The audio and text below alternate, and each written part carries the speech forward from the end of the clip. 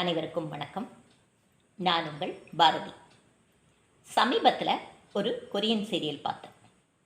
அதில் ஹீரோயின் ஒரு பையனை லவ் பண்ணுறாள். அவளுக்கு ஒரு ஆக்சிடெண்ட் நடக்குது. அந்த ஆக்சிடெண்ட்டில் அவளுக்கு எதிர உள்ளவங்க அவளை பற்றி என்ன நினைக்கிறாங்க, எந்த அளவுக்கு ஒரு மனசுக்குள்ளே ஒரு மதிப்பெண் வச்சுருக்காங்கன்னு அவளுக்கு தெரிய ஆரம்பிக்குது.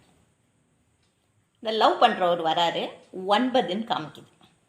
இவன் சந்தோஷப்படுறான், பரவாயில்லையே நம்ம மேலே இவ்வளோ அன்பு வச்சுருக்காரு. இன்னும் கொஞ்சம் நேரத்தில் அவளை ஒரு தலையாக லவ் பண்ண ஒரு பையன் வரான். அவனுக்கு 90ன்னு காட்டுது. அப்போ தான் அவள் வருத்தப்படுறான், இந்த மதிப்பெண் 10க்கு இல்லை 100க்கு அப்படின்னு தெரிஞ்சுக்கிட்டு.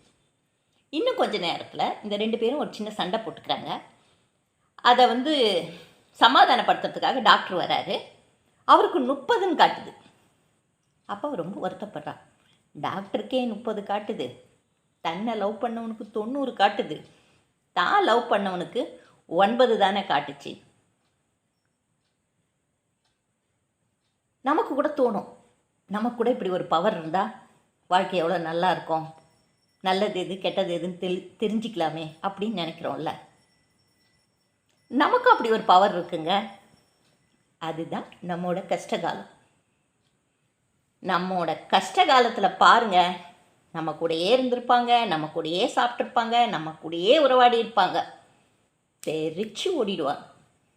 ஆனால் நம்ம என்னவோ நினச்சிட்டு இருந்த ஒருத்தங்க நமக்கு உதவி செய்வாங்க.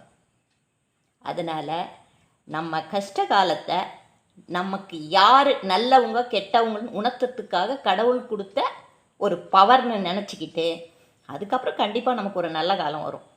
அப்போ நம்ம அதுக்கேற்ற மாதிரி வாழணும்.